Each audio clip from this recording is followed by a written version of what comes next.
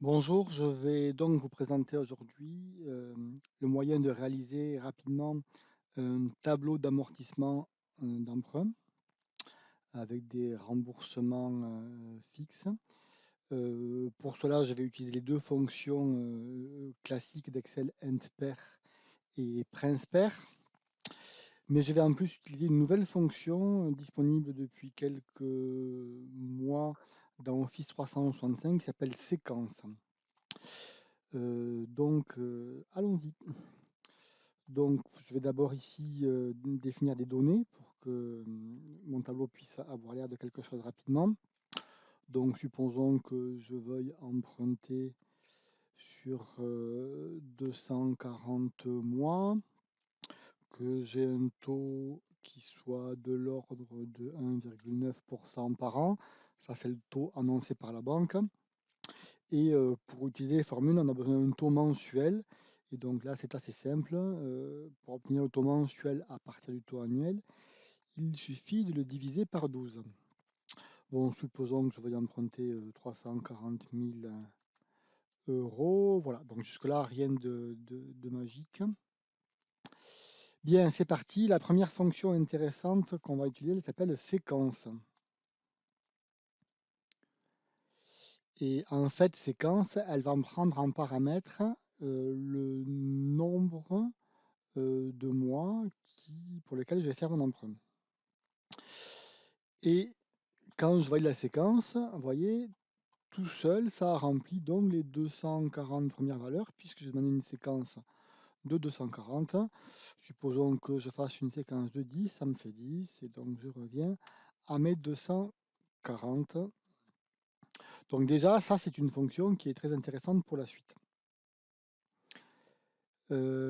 Ensuite, je vais calculer le principal, c'est-à-dire la partie du capital du montant emprunté que je rembourse. Alors, il y a une fonction dans Excel qui s'appelle Princeper qui renvoie le principal. Alors, cette fonction Princeper, elle prend en paramètre le taux. Donc, c'est mon taux mensuel qui m'intéresse ici. Et je vais bloquer la cellule avec la touche F4, donc en mettant des dollars partout. Très bien. Ensuite, là, il y a une petite astuce. Je vais prendre le numéro de la période. Donc là, le numéro de la période, c'est le numéro de la mensualité. Et de façon assez originale, je vais mettre un dièse à la fin.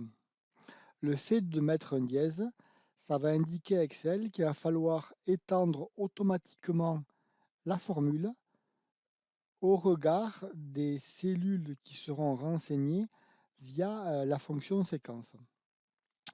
Je peux tout à fait bloquer le A avec un petit dollar ou avec la touche F4. Ensuite, je vais devoir donner le nombre de périodes, euh, c'est-à-dire la durée de l'emprunt. Et là, je le bloque avec un F4. Euh, euh, pour finir, il me faut la valeur actuelle, c'est-à-dire le capital emprunté, et je rebloque avec F4. Je ferme ma parenthèse et je valide. Bon, là, j'ai fait une petite bêtise ici. Mon taux annuel, c'est de l'ordre de 1,9%, on a dit. Voilà. Donc ici, j'ai calculé automatiquement le montant du principal. Je vais tirer ma cellule vers la droite et je vais remplacer la fonction Princeper par Ntper qui prend exactement les mêmes arguments dans le même ordre. Et donc, j'ai mes arguments, mais j'ai ici mon intérêt qui est fait. J'ai plus qu'à calculer la mensualité, et la mensualité, c'est la somme des deux valeurs précédentes. Et vous voyez que... Pardon, j'ai oublié de mettre les dièses.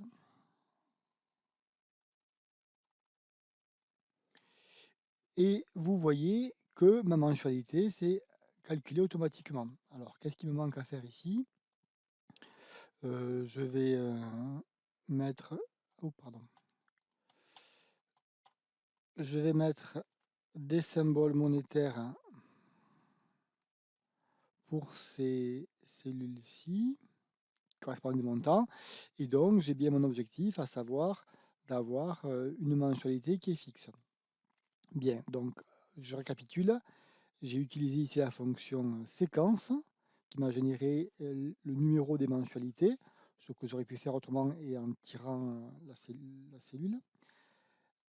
Prince-pair pour le principal et end-pair pour l'intérêt et ensuite la somme des deux. L'intérêt de cette formule, en utilisant les dièses et la fonction séquence, vous l'avez compris initialement, c'est que si je modifie la durée de mon emprunt et donc le nombre de mensualités, donc là je l'ai passé à 120, automatiquement mon tableau maintenant s'arrête à 120. D'accord? Voilà, donc pour mémoire, pour un emprunt immobilier, vous n'avez pas le droit d'emprunter en général plus de 30% de vos revenus. Et ces petites fonctions vous permettront d'aborder le banquier de façon plus sereine. Pour finir, deux remarques. Donc ici, j'ai emprunté sur 10 ans, 120 mois, un montant de 340 000 euros.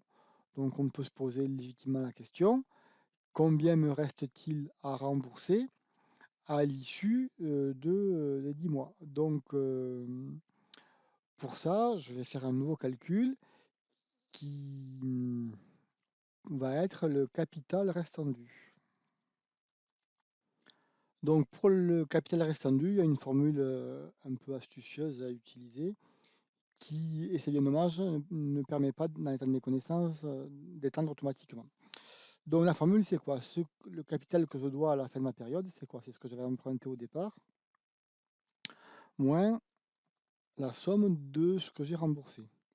Alors en fait, l'astuce, elle est ici, c'est que je vais bloquer le B8 de départ avec des dollars. Bon, celui-là suffit. Et je vais libérer le deuxième. Ce qui fait que quand je vais étendre ma formule, pardon, il faut bloquer ceci aussi. Quand je vais étendre ma formule, je vais prendre au fur et à mesure les sommes des lignes précédentes. Donc pourquoi je voulais insister là-dessus, et c'est en particulier intéressant si vous envisagez de faire par exemple de l'investissement Pinel. Je vous rappelle que la mensualité qui est fixe est composée de principal et d'intérêt. Et vous remarquez ici que pour cette première mensualité, l'intérêt est environ 5 fois plus petit que le principal. Ça veut dire que au bout de la moitié du prêt, par exemple, au bout de 60 mois, il vous reste 175 000 euros à rembourser, alors que vous aviez emprunté 340. La moitié de 340, c'est 170. Donc, vous voyez que c'est pas du tout linéaire. Voilà, j'ai terminé ma petite présentation. Enjoy it.